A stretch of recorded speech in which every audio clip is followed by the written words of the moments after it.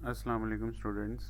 Apex group of colleges डिस्का हम phase 7 का पेपर डिस्कस करने जा रहे हैं और केमिस्ट्री का पेपर और ग्रुप नंबर सी के हम सबसे पहले देखेंगे।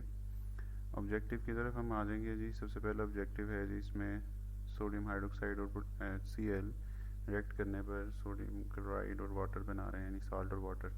तो ये एसिड बेस का मिलना न्यूट्रलाइजेशन कहलाता है। तो इस दौरान जो चेंज ऑफ इंथैल्पी है वो कहलाएगी in heat of neutralization. C option.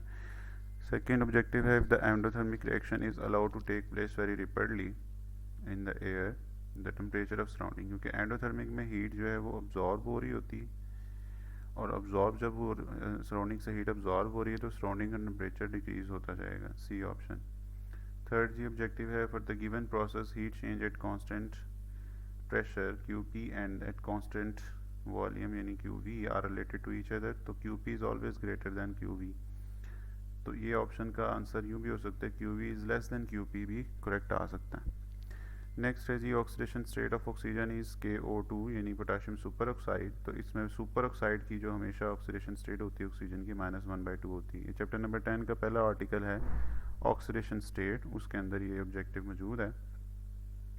तो ये मैंने आपकी क्लास यानी इसको डिस्कस किया हुआ क्लास में बड़े अच्छे तरीके से। ऑक्सीजन की -2, ऑक्सीजन की -1, ऑक्सीजन की -1/2 और ऑक्सीजन की +2, ये सारी ऑक्सीजन की ऑक्सीडेशन स्टेट है। बट यहाँ पे पोटाशियम सुपर ऑक्साइड में -1/2। Which of the following is not state function. तो स्टेट फंक्शंस वो होते हैं जो कि इनिशियल और फाइनल वैल्यूज़ पर पैरामीटर्स डिपेंड कर रहे होते हैं। अब इसमें इंथैल्पी और प्रेशर टेम्परेचर ये सारे स्टेट फंक्शंस हैं। हमें इसकी पहचान ये है कि ये कैपिटल लेटर से लिखे जाते हैं, जबकि वर्क जो है वो स्टेट फंक्शन नहीं है। तो करेक्ट ऑप्शन आ गया बी। नेक्स्ट है जी, if the strip of copper is placed in the solution of iron sulphate यानी फेरस सल्फेट, तो reaction no reactions take place. ठीक है जी। अब रिएक्शन क्यों नहीं होगा, क्योंकि copper is placed at lower than the iron.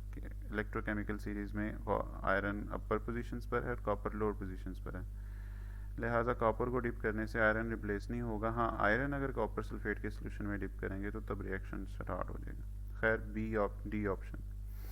Next is, stronger the oxidising agent greater is the reduction potential, exercise का ऑब्जेक्टिव है। और उसके बाद है जी last one, if the salt bridge is not used between two half cells then the voltage drop to 0। ठीक है जी। तो ये हमारे पास ऑब्जेक्टिव हो गया। नेक्स्ट अब हम डिस्कस करने जा रहे हैं जी इसका सब्जेक्टिव पार्ट।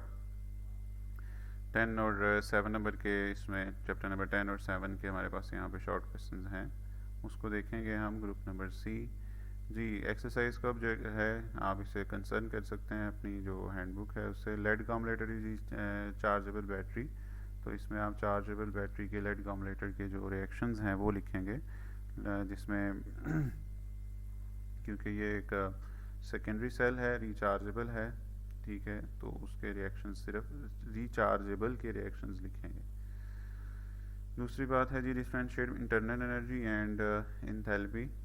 तो internal energy total heat content को कहते हैं, इंथैल्पी चेंज और जो है और इंथैल्पी कहते हैं it is sum of internal energy and the work done, उसको आप कहेंगे इंथैल्पी। तो ये फंक्शन ऑफ साल्ट ब्रिज मशहूर है, क्योंकि साल्ट ब्रिज का गैल्वानिक सेल में जो रोल है वो सेल की न्यूट्रलिटी को मेंटेन रखना है। तो ये हमारा फंक्शन एक्सप्लेन करेंगे इसमें। डेल्टा एच और क्यू पी डिफाइन करें, ये डेरिवेशन बहुत अच्छे तरीके से 7 नंबर चैप्टर की 12 पेपर के अंदर आ चुकी है, इसको करना है। डिफाइन एस एच ई कहते हैं standard heat hydrogen electrode.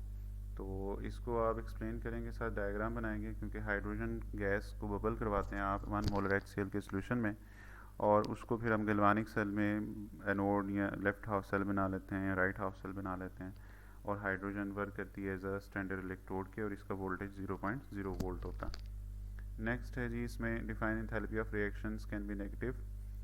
Yes, negative हो सकती है, क्योंकि जो एक्सोथर्मिक इंथैल्पीज हैं जिसमें हीट इवॉल्व हो रही होती है उसमें इंथैल्पी चेंज होता है वो माइनस होता है। जैसे इंथैल्पी ऑफ न्यूट्रलाइजेशन है, ठीक है, तो इंथैल्पी ऑफ सॉल्यूशंस है, तो उसमें क्या हो सकता है पॉसिबली कि ड्यूरिंग डिसोलेशन सोल्यूशन बनाते हुए हीट इवॉल्व भी होती है, तो उस तरह में डेल्टा एच की वैल्यू इंथैल्पी की वैल्यू नेगेटिव आ सकती है। व्हाट इज़ द EMF, ठीक है जी, इलेक्ट्रोमोटिव फोर्स क्या है, and how we can calculate from galvanic cell. तो ये गिल्वानिक सेल की जो इलेक्ट्रोकेमिकल सीरीज़ है उसकी एप्लीकेशंस के अंदर है कि हम लोग जो है वो टोटल हाफ सेल की जो है ये अगर electrode potential of total sale तो ये बराबर होता है oxidation potential plus reduction potential के। तो ये वाली इक्वेशन आप लगाएंगे और यहाँ से हम लोग जो है वो EMF कैलकुलेट कर सकते हैं। उसके बाद है जी इसमें next, burning of candle is spontaneous. Yes spontaneous, क्योंकि वो रिएक्शंस भी स्पॉन्टेनियस में कंसिडर होते हैं which are initiated from some external assistance. External assistance से बस वो इनिशिएट हो जाएं और फिर उसके बाद वो स्पॉन्टेनियसली गो थ्रू होते रहें, ऐसे रिएक्शंस को भी स्पॉन्टेनियस कहते हैं। क्या आप माचिस स्पार्क से आप वैक्स को विक को आग लगा देते हैं, बर्न करते हैं, तो वो फिर आगे स्पॉन्टेनियसली वैक्स बर्न होती रहती है, that is a spontaneous process. उसके बाद स्पॉन्टेनियस नॉन स्पॉन्टेनियस में क्या डिफरेंस है इसको आप एक्सप्लेन करेंगे जी, इसमें एक एक एग्जांपल एक्सप्लेन करेंगे। जो खुद बहुत प्रोसेस होते हैं उसको स्पॉन्टेनियस कहते हैं और जो एक्सटर्नल असिस्टेंट की मदद से होते हैं वो नॉन स्पॉन्टेनियस हैं। इंथैल्पी ऑफ रिएक्शन इसको डिफाइन करना है सिर्फ और एक एग्जांपल साथ एक्सप्लेन करेंगे। उसके बाद जी आ जाता है हमारे पास लास्ट क्वेश्चन जी, internal energy of the system वो क्या है। तो काइनेटिक एनर्जी और potential energy of any substance is called internal energy of system. अब इसमें पोटेंशियल एनर्जी इंटरमॉलिक्यूलर फोर्सेस की वजह से और केमिकल बॉन्डिंग की वजह से होती है, और ये पोटेंशियल एनर्जी इसके अलावा काइनेटिक एनर्जी सब्सटेंस के अंदर जो मालिक्यूल्स हैं उनकी मूवमेंट की वजह से जो है वो काइनेटिक एनर्जी बनती है, जैसे ट्रांसलेशन मोशन है, रोटेशन मोशन है मालिक्यूल्स। उसके बाद प्राइमरी सेल सेकेंडरी सेल की बताएंगे आप कि प्राइमरी सेल जो होते हैं वो नॉन रिचार्जेबल होते हैं, जैसे कि अल्कलाइन बैटरीज हैं या सिल्वर ऑक्साइड बैटरीज हैं, वो प्राइमरी सेल में आ जाएंगी। और सेकेंडरी सेल जो है जैसे निकेड है, मोबाइल बैटरीज हैं, रिचार्जेबल हैं, उनको सेकेंडरी सेल कहते हैं। ये भी एक्सरसाइज का क्वेश्चन है, कॉपर इम्प्योर कॉपर को प्योरीफाई कैसे करेंगे इलेक्ट्रोलिटिक सेल्स में। तो जिसको ये भी उसमें से आप देखेंगे कि इलेक्ट्रोलिटिक की एप्लीकेशंस के अंदर है कि इम्प्योर कॉपर को आप बना देंगे जो है वो एनोड, और कैथोड बना देंगे आप एक प्योर कॉपर की एक थिन वायर को। तो और दोनों इलेक्ट्रोड्स को जो है वो आप कॉपर के वो कॉपर सल्फेट के सोल्यूशन में डिप करेंगे, और जब इलेक्ट्रिसिटी अप्लाई करेंगे तो ऑक्सीडेशन रिडक्शन रिएक्शंस के ज़रिए से कैथोड के ऊपर कॉपर सारी डिपॉजिट होती चली जाएगी। तो यूँ प्योरीफाई कर सकते हैं आप। पोरस प्लेट का सॉल्ट ब्रिज में not requiring lead storage battery. Salt bridge या पोरस प्लेट जो है आप लेड स्टोरेज बैटरी में यूज़ नहीं करते। इसकी वजह क्या है कि क्योंकि लेड स्टोरेज बैटरी के अंदर जो एनोड और कैथोड हैं दोनों के अंदर जो है वो एक ही सोल्यूशन में डिप हैं, सल्फ्यूरिक एसिड में डिप होते हैं।